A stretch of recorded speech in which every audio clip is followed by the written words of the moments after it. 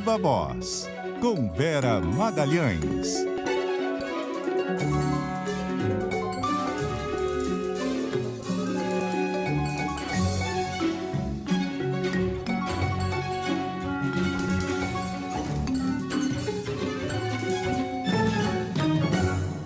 Oi, Vera, boa noite.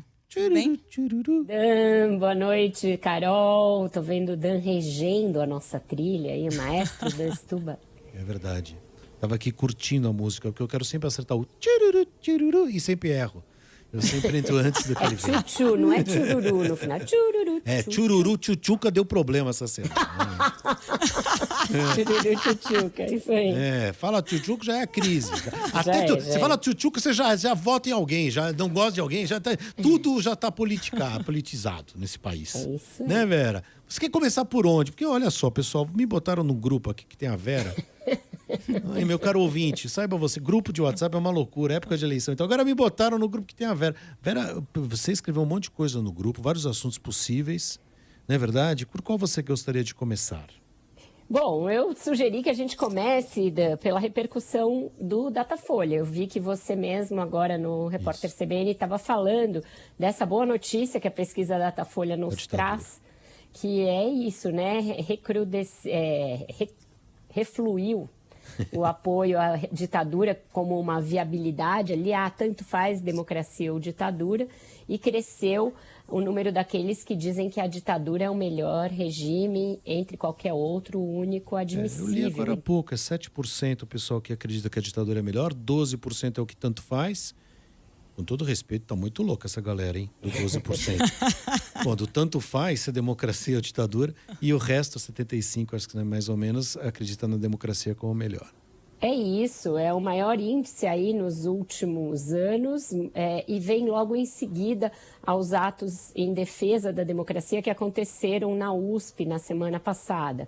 Tanto o ato da sociedade civil, aquele encabeçado pela Faculdade de Direito da USP, quanto das entidades patronais e sindicais, que também aconteceu lá no Salão Nobre da faculdade. Então, a gente vê que toda essa mobilização da sociedade civil, a gente tinha uma dúvida se as pessoas estavam mobilizadas, se elas iriam às ruas para defender a democracia, elas foram, não foram só aos atos internos da universidade. Tinha muita gente na praça, do lado de fora, teve gente em universidades do país inteiro, gente que marchou pelo país inteiro naquele 11 de agosto em defesa da democracia, e todo esse noticiário, essa mobilização para que as pessoas assinassem um manifesto, que depois teve mais de 1 milhão de apoiamentos, parece ter se refletido nesse índice colhido pelo Datafolha, um apoio que até então não tinha sido tão volumoso e tão eloquente à democracia. Concordo com você, estão bem loucos esses 12%,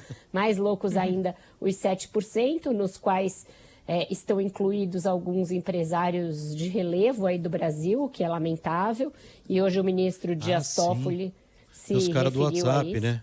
Os caras do WhatsApp, que é inadmissível e é um absurdo que empresários se manifestem dessa maneira e que estão cometendo ali uma espécie de suicídio do ponto de vista dos seus negócios. E já tem muitos atos aí, muitos manifestos pelo boicote aos produtos desses empresários que deram o seu nome e se expuseram ali defendendo um golpe de Estado com essas palavras, como diria o Ciro Gomes, com todos os S's e R's. Mas você sabe que eu fico dividido? Porque, bom, eu naturalmente sou a favor da democracia, mas só para... É um grupo de WhatsApp fechado, né, Vera? Os caras estavam falando não é tão fechado, né? Fechado. Tanto que o repórter estava incluído no grupo. Me ajuda aí, porque eu fico achando que... Também, os caras estão se manifestando num grupo de WhatsApp deles. Quando que isso é uma questão pública, quer dizer... Porque a Constituição diz que é... Eu ouvi isso hoje o dia inteiro, essa questão. Que é crime contra a Constituição você pregar o fim da democracia, claro, e você pregar um golpe de Estado. E eles são pessoas que têm negócios, são pessoas, portanto, que têm uma responsabilidade social. E eles estão num grupo com outras pessoas pregando um golpe de Estado, o que significa que, no limite, eles podem se dispor a financiar ações desse tipo, Dan. E a gente tem no Supremo Tribunal Federal um inquérito investigando justamente financiamento de setores empresariais a atos antidemocráticos, quando a Constituição diz que é crime você conspirar de qualquer maneira contra a democracia. Então, eu não vejo isso como conversa privada, não. É um grupo mais ou menos público, é um grupo em que pessoas podem ser incluídas, que tem bastante gente. E então esse argumento acaba servindo de escudo até para outras coisas, né? Lembra? Mamãe falei também, quando botou lá aquelas coisas absurdas, as mulheres da Ucrânia, falou, estava num grupo privado, os meus amigos. Não pode, gente, é crime, né? Se colocar num grupo de WhatsApp a defesa de um golpe de Estado, é crime do mesmo jeito, né? Outra coisa que eu queria te perguntar, Vera, desculpa até tirar da fila aqui que a gente tinha combinado, mas só porque eu fiquei curioso com isso. A gente abriu o programa falando disso, você tem toda a razão falando da ditadura, mas eu também ouvi, acho que foi ontem na avaliação lá no programa da Natuza, da eleição na Globo News, falando, primeiro, a preocupação do PT com essa questão evangélica, que estaria perdendo espaço aí, e o que fazer, pelo menos do lado do PT em relação a isso. E do lado de cá, do lado do Bolsonaro, uma percepção que tá tendo uma rejeição muito grande. Falar de ditadura, pelo que a gente acabou de ver, não pega mais bem. Vamos ter que mudar o discurso. Então, há uma possibilidade de mudança de caminho nos dois lados para ganhar eleitores? O lado do Bolsonaro fica falando de urna eletrônica, os seus apoiadores querem que ele pare com isso, que ele pare de reclamar de urna, pare de falar que é passível de fraude, porque já levou muitos recados da sociedade, das próprias instituições, na posse do Alexandre de Moraes, e também isso não dá eleitor novo para ele. Tem um levantamento, eles fazem essa medição, as pessoas estão cansando desse discurso, então toda a expectativa é que ele pare com esse papo. Eles estão, hoje um aliado do Bolsonaro me falou, a gente está que nem aquelas fábricas, estamos há X dias sem acidentes, então o Bolsonaro está há X dias sem falar que as urnas eletrônicas são fraudadas. É muito complicado isso. Eu lembro a gente falar isso aqui numa sexta, desculpa, eu vou parar de interromper para você falar com mais calma, mas eu lembro a gente falar aqui no começo, quando o Lula falou da Ucrânia mesmo, que ele falou na Time, né? A história do presidente Zelensky ser tão responsável quanto o Putin. Daí as pessoas aí falavam assim, Lula tem que parar de falar essas coisas, mas ao mesmo tempo o forte dele é a espontaneidade. De alguma maneira, pro lado do Bolsonaro vale a mesma coisa, né?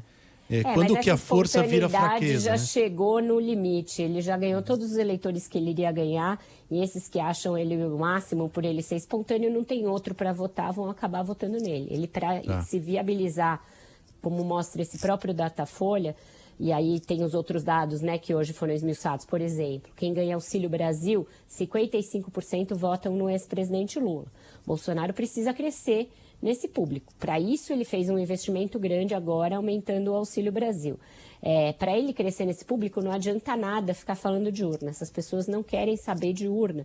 E ele ainda é muito rejeitado nesse grupo. 52% dizem que não votariam nele de jeito nenhum. É como se ele tivesse feito todo um investimento, literalmente, porque custou bilhões do orçamento isso, e esse público continue votando no Lula. O Lula cunhou uma frase muito inteligente quando ele esteve em Pernambuco e foi: pega o dinheiro e no dia da eleição dá uma banana para esse pessoal. Parece que é isso que o eleitor está fazendo, Carol. Agora, Vera, na semana que vem tem as entrevistas dos presidenciáveis no Jornal Nacional. O Bolsonaro disse que vai. Vai fazer media training? Tá treinando para isso ou não? Vai assim, na espontaneidade mesmo? Ele vai no que o Dan falou aí, no né? Espontaneidade. Ele vai na espontaneidade. Vai no val improviso. E o pessoal tá desesperado com isso, porque acha que pode chegar o momento em que você vai ter que voltar para trás a contagem dos dias que ele tá sem falar sobre urna, porque ele vai ser questionado sobre isso e eles temem que ele não se segure, não se aguente. E que também seja grosseiro com o William Vac, com a Renata Vasconcelos principalmente. William Bonner. Que ele fizesse... William Bonner. O Vac tá na CNN, já era. Estou bem louca. Essa semana foi tão doida que, olha, desculpa, imagina. Gente. William Bonner. Vac a gente também adora. Se meu filho vir que eu errei o nome do William Bonner, ele vai me matar. Ele é o maior fã do Bonner que tem nessa casa. Mas a gente não cai nesse mesmo lugar que você falou antes? Tipo, quem já gosta do Bolsonaro vai gostar de qualquer jeito, quem não gosta não vai gostar de qualquer jeito. E de algum jeito essa entrevista pode, você acha, mudar o... Bom, o voto da galera decidida não, mas a galera do meio. Tem uma coisa que pode mudar o voto da galera, são 40 minutos no Jornal Nacional. 40, é muito 40 minutos, ao vivo, no maior telejornal da maior emissora, no horário nobre. É muita coisa e é muito importante. Você vacilar num momento como esse pode ser muito grave. O Bolsonaro acha que se deu bem em 2018 porque ele lacrou para cima dos jornalistas e aí ele ganhou um voto. Mas é aquilo, ele era iniciante e ele ganhou um voto. Ele começou a construir aquilo que levou à sua vitória em 18. Esse eleitor, ele mais ou menos já tem alguns, ele perdeu, mas ele agora é o presidente da República. Ele tem um legado aí na presidência para defender. Se ele for lá e achar que vai só lacrar para cima dos jornalistas, que vai repetir aquelas grosserias e tudo bem, e falar de kit gay, mamadeira de piroca, essas coisas no Jornal Nacional, não vai ter o mesmo efeito que teve em 18 e pode fazer com que ele perca um eleitor que está voltando agora aos poucos, que é aquela classe média que não gosta do PT, que ficou horrorizada com a condução da pandemia, mas que entre Lula e Bolsonaro acaba votando em Bolsonaro mesmo. Ele não pode perder esse público. Então, tem muita preocupação no QG da campanha e ele se recusa a fazer esse media training, diz que vai ler todo espontâneo e tem uma dúvida também quanto ao debate da Rede Bandeirantes, que é no dia 28, e não é só da Bandeirantes, é um pool, Bandeirantes, TV Cultura, Folha de São Paulo e o UOL. O ex-presidente Lula já meio garantiu que vai, porque esse debate atende aquele critério dele de fazer pool. E o Bolsonaro tinha dito que quando o Lula fosse, ele iria. Mas agora os ministros, os assessores, o marqueteiro estão dizendo para ele não ir. Acontece que se ele não for, como a sua assessoria participou das reuniões, inclusive da última em que foram seladas as regras, etc., vai ficar um púlpito vazio, com o nome dele lá. Então, também tem risco nisso. Tem gente dizendo que ele está dizendo que vai, que ele se vira, mas tem um temor grande na assessoria do Bolsonaro também com esse debate, e o aconselhamento era que ele não fosse, que ele fosse ao Jornal Nacional, escolhesse mais 1 ou 2 veículos amigos para ele e não fizesse debates no primeiro turno, deixasse para fazer debates no segundo. E mais, eles lançaram lá uma ideia, o Bolsonaro mesmo falou nessa ideia, que ele gostaria de ficar mano a mano com o Lula, que ele não quer debater com um monte de candidato nanico, que ele acha que os nanicos vão se unir contra ele. Que monte, gente. Então, só tem mais 2, né? Tem o Ciro e a Simone Tebet. O resto não participaria, porque o debate, né? são 6 candidatos, Carol. E depende do debate. Cada um tem uma regra, né? Soraya Tronic e Luiz Felipe Dávila também estão nesse debate. Então, ele acha verdade. Que ele não, eu tava pensando no outro. Aquele que foi cancelado eram só os 4 primeiros. Você vai estar lá, Vera? Estarei lá, fazendo pergunta. Vamos ver se eles estarão. Eu sei que eu estarei. Eu não sei Agora se seria eles o primeiro debate dos dois, né? Na primeira vez. Seria e será. Esperamos que eles vão, mas tem todo esse mistério se Bolsonaro vai ou não. Ele chegou a pensar em propor a realização de um debate-cast. O que seria isso, Carol?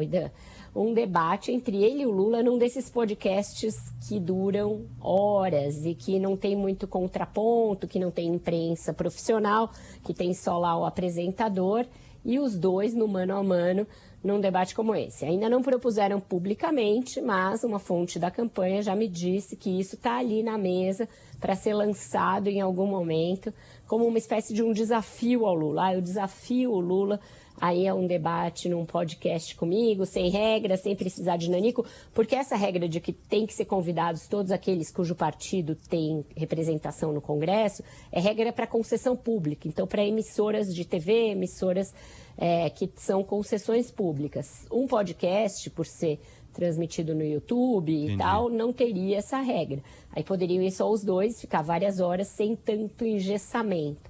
Não sei se ele vai chegar de fato a propor e imagino que o Lula não iria aceitar algo como isso. Mas tem isso, debate-cast. Você fez as pazes com o Ciro? Ficou tudo bem, você e ele? Então? Eu não briguei com ele. Você foi ótima.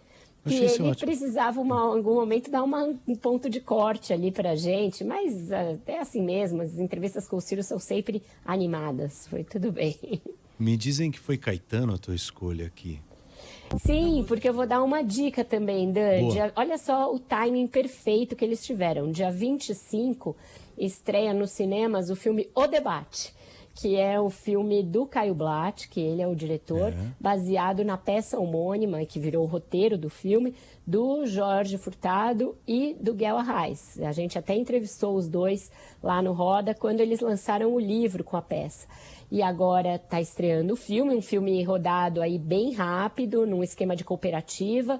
O Jorge diz que foi um esquema de cooperativa e é um libelo deles em defesa da democracia, em defesa da necessidade de que haja debates. Então o timing é perfeito, eles estreiam dia 25, o debate real é dia 28, e a peça e o filme agora mostram o que seria o último debate entre Lula e Bolsonaro antes da eleição, agora vai ser o primeiro. É ótimo. Tem a Débora Bloch como estrela e também o Paulo Betti, eles fazem um ex-casal, ele diretor e ela apresentadora da TV lá, da emissora, estão discutindo a edição do debate e o relacionamento deles. É uma DR/debate político, muito legal. Eu li a peça era ótima, o filme só tem gente boa envolvida. Eles vieram aqui no Fim do Expediente também, deram entrevista pra gente. Aliás, hoje tem o Ney Matogrosso, você tem alguma pergunta pro Ney? Maravilhoso, eu tenho. Fala pra ele que eu quero que ele não roda. A minha pergunta é essa. Já convida pra mim, por favor. Não, senhora. Eu quero saber se o Ney vê Pantanal, porque ele é do Mato Grosso do Sul. Ah, boa. Essa é boa. É verdade. Você acha boa porque você tá na novela, né? Te isso, claro. Pra minha sardinha, ele não quer puxar a brasa, não, só pra dele. É isso aí. Tá eu vou agenciar o Ney, o programa é seu, né? Vamos botar condições pra ele não rodar. Beijo, Vera. Bom fim de semana. Tchau, beijo, gente. obrigado. Beijo grande. Um ótimo fim de semana pra todos. Beijo, Ney. Intervalo. Sobe o som aí, vamos ouvir.